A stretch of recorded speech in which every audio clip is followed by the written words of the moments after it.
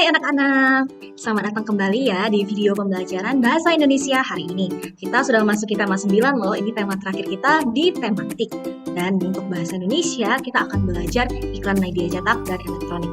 Ibu harap kalian bisa tonton video ini dari awal sampai akhir ya anak-anak ya. Karena Ibu akan membahas mulai dari subtema 1 sampai 3. Jadi ini satu-satunya video pembelajaran Bahasa Indonesia untuk tema 9. Jadi anak-anak harus nyimak dari awal sampai akhir, oke? Sebelum Ibu masuk ke dalam pembelajaran, anak-anak harus tahu terlebih dahulu ya kompetensi dasarnya. Materi iklan media cetak dan elektronik masih dalam lingkup KD 3.4 dan 4.4 ya anak-anak ya. Kita akan belajar menganalisis informasi yang disampaikan paparan iklan dari media cetak maupun elektronik. Anak-anak juga bisa memperagakan kembali informasi yang kalian sudah dapatkan dari iklan media cetak atau elektronik. Lalu tujuan pembelajarannya apa nih? Nah, ada 5 poin ya tujuan pembelajaran untuk hari ini. Yaitu anak-anak dapat menjelaskan kembali kesimpulan isi tentang iklan, mengidentifikasi ciri bahasa iklan, menuliskan jenis dan isi iklan, menuliskan bentuk iklan dengan tepat, dan yang terakhir menjelaskan kembali tujuan tentang iklan media cetak dan elektronik dengan tepat. Oke, kita langsung masuk aja ya tanpa panjang lebar. Anak-anak masih ingat nggak apa sih itu iklan? Nah, biasanya sering kalian temukan nih di koran, di internet, di media sosial, radio, majalah maupun televisi. Oke anak-anak, jadi iklan itu adalah cara untuk kita bisa mempromosikan produk pada masyarakat. Kita juga bisa memperkenalkan, menawarkan, dan mengajak masyarakat untuk membeli produk maupun jasa yang diiklankan. Nah, berdasarkan media atau tempat di mana iklan itu disajikan, iklan dibagi menjadi 2, yaitu iklan media cetak dan iklan media elektronik. Apa sih perbedaannya? Kita langsung lanjut ya ke slide selanjutnya. Nah, ini yang pertama anak-anak yang akan kita bahas, yaitu iklan media cetak. Iklan media cetak ini iklan yang biasanya kalian temukan di koran, majalah, brosur yang kalian dapat nih, papan-papan reklame atau baliho yang kalian lihat di perempatan jalan. Nah, jadi intinya media cetak iklan media cetak ini adalah iklan yang dicetak atau ditulis. Oke, jadi iklan media cetak adalah iklan yang dicetak ataupun ditulis. Nah, berdasarkan bentuknya, iklan media cetak ini terbagi atas 2 jenis nih anak-anak. Berdasarkan bentuknya ya. Oke, berdasarkan bentuknya dan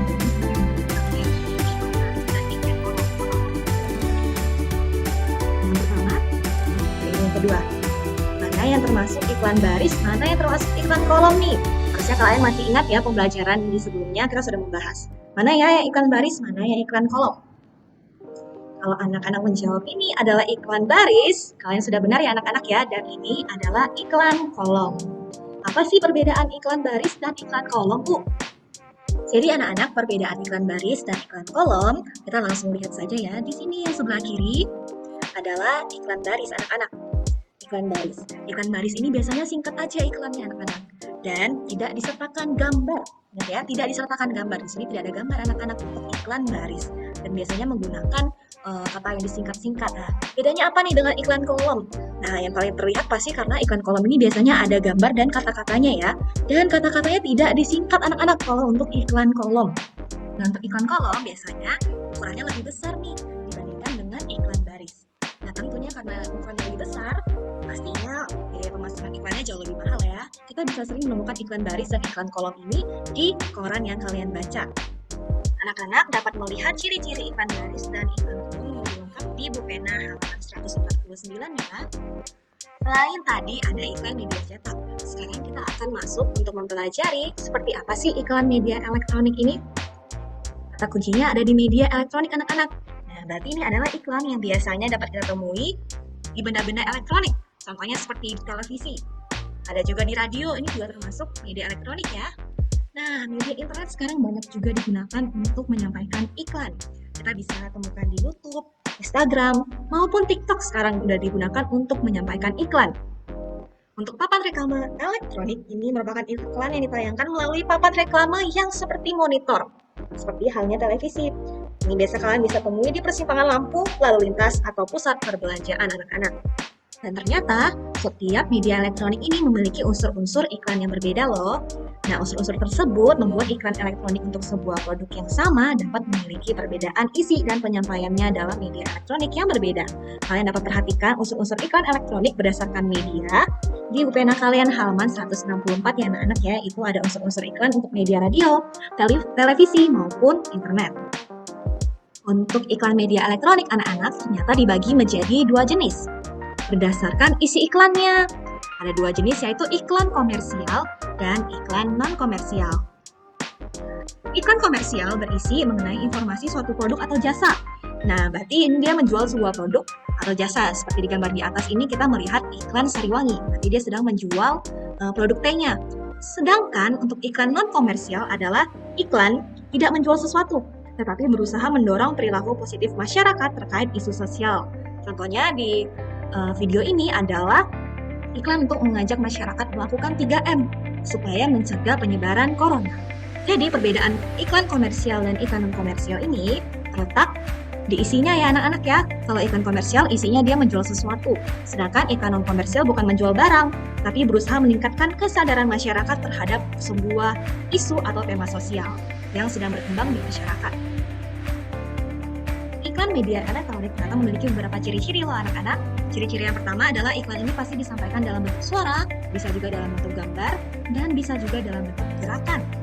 Dan yang kedua, iklan elektronik ini dan tentunya persuasif. Persuasif artinya mengajak seseorang agar tertarik dengan produk yang diiklankan. Lalu memiliki durasi yang cukup singkat dan diiringi oleh musik pengiring untuk menciptakan suasana yang mendukung isi iklan. Tadi sudah Ibu sebutkan ya. Penting nih, ini elektronik adalah pasti masyarakat akan sehingga bahasa sangatlah memegang peran yang penting.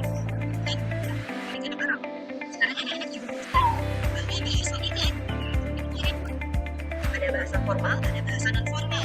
Untuk iklan di media cetak biasanya semuanya menggunakan bahasa formal.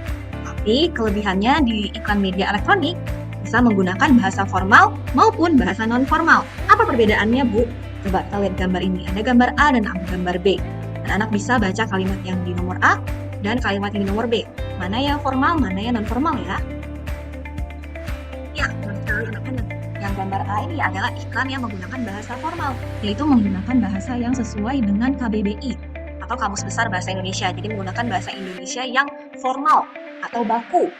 Sedangkan bahasa non-formal adalah bahasa Indonesia yang mungkin tidak sesuai atau melenceng dari KBBI atau bahasa Indonesia yang baku. Biasanya bahasa yang kita lakukan sehari-hari, tapi bukan artinya bahasa non-formal itu bahasa Indonesia yang sembarangan. Bahasa non-formal tetap harus menggunakan bahasa Indonesia yang baik dan benar, dan tentunya sopan anak-anak dalam iklan. Sekarang kita akan belajar anak-anak kriteria bahasa pada iklan nih. Bahasa yang digunakan itu harus tepat, logis, dan sopan, tidak boleh menyinggung pihak manapun. Lalu persuasif. Kalimat dalam iklan itu harus menggugah dan menarik supaya masyarakat itu tertarik mau membeli produknya ataupun terpengaruh oleh iklan tersebut. Dan yang ketiga, iklan harus informatif ya. Informasi yang disampaikan harus lengkap anak-anak supaya masyarakat paham dengan tujuan iklan tersebut.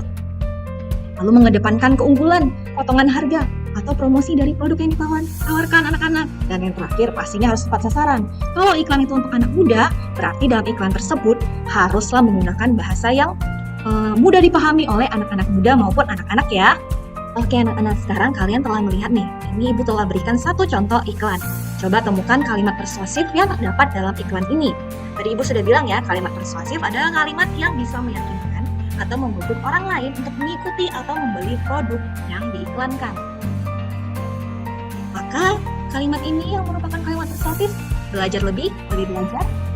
Bukan ya anak-anak ya, ini bukan kalimat persuasif. Maka ini gratis layanan sukses US dan UM. Ini juga bukan ya anak-anak ya. Pop brand ini juga bukanlah kalimat persuasif, tapi kalimat persuasif yang ada dalam iklan ini adalah buku UN terbaik, ya Erlangga. Kalau anak-anak sudah menjawab ini, jawaban anak-anak sudah benar ya.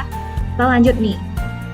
Lalu, iklan media cetak dan iklan media elektronik ini ternyata juga dibagi menjadi 5 jenis. 5 jenis ini yang harus benar-benar anak-anak bisa bedakan ya. Karena 5 jenis iklan ini memiliki tujuan dan fungsi yang berbeda. Seperti apa sih, Bu?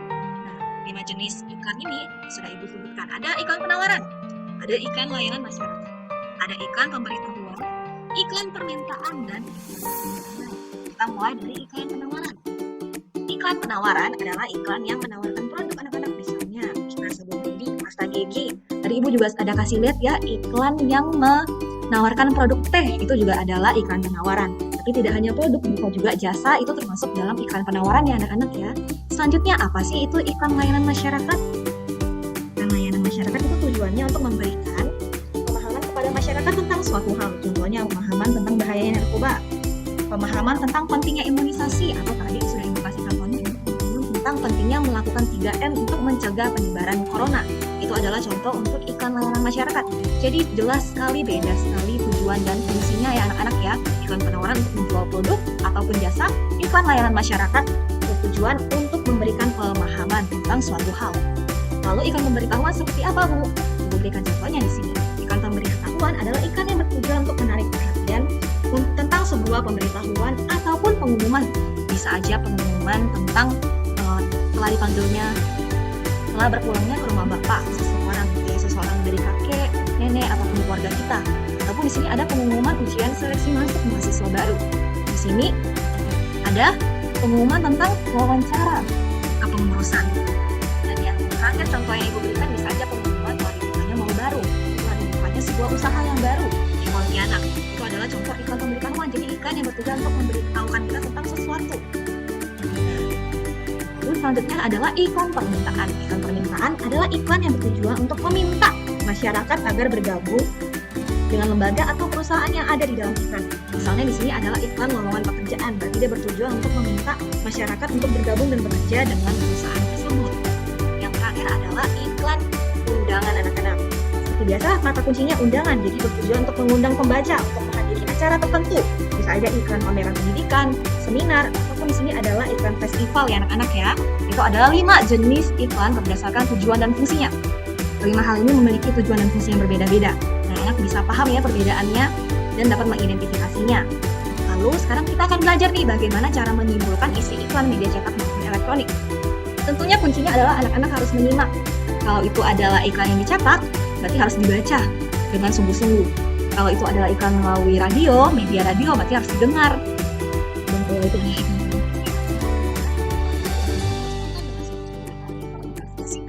bisa anak-anak tonton secara kecil supaya anak-anak bisa mencatat informasi penting yang ada di dalam iklan tersebut. Lalu susunlah catatan tadi itu menjadi kalimat yang ringkas, padat, dan jelas. Jadi kesimpulan itu tidak perlu panjang ya anak-anak ya, cukup ringkas tapi padat dan jelas. Lalu anak-anak juga belajar untuk membuat sebuah iklan. Perhatikan 5 syarat iklan ini ya anak-anak ya. Yang pertama pastinya iklan harus memiliki daya tarik supaya dapat memberi pengaruh kepada masyarakat. Kalau ingin menarik masyarakat untuk membeli produk, maka kita harus memiliki daya tarik keunggulan produk itu apa. Yang kedua, iklan itu nggak boleh menyinggung pihak lain, nggak boleh membeda-bedakan dengan produk lain atau bahkan menyebut produk itu lebih buruk daripada produk yang lain. Yang ketiga, penyampaian iklan ini harus objektif dan jujur. Iklan itu tidak boleh berbohong. Makanya anak-anak ya, dalam membuat iklan, anak-anak harus penyampaiannya objektif dan jujur. Yang keempat, iklan tentunya harus memiliki sasaran yang jelas ya, dan fokus pada tujuan yang ingin dicapai. Tadi kita sudah lihat ada beberapa tujuan iklan, ada yang ingin memberi pengumuman, ada yang ingin mengundang, ada yang ingin menawarkan produk. Nah, sasarannya harus jelas. Dan yang kelima, yang paling penting juga harusnya mudah dipahami. Jadi iklan itu tidak harus rumit ya anak-anak ya, yang penting singkat, padat, dan jelas. Oke anak-anak, sampai di sini apakah ada pertanyaan? Kalau anak-anak ada pertanyaan, silakan tanyakan kepada guru yang bersangkutan ya, wali kelas kalian. Dan sekarang waktunya anak-anak untuk kerjakan tugas di Microsoft Teams paling lambat tentuin pukul 8 malam. Ibu harap tidak ada yang terlambat nih mengumpulkan tugasnya. Anak sudah kelas 5, sudah mau naik kelas 6. Jadi harus disiplin mengumpulkan tugas tepat waktu. Terima kasih untuk perhatiannya dan telah menyimak video pembelajaran ini dari awal sampai akhir. Sampai jumpa di video pembelajaran selanjutnya anak-anak. Dadah!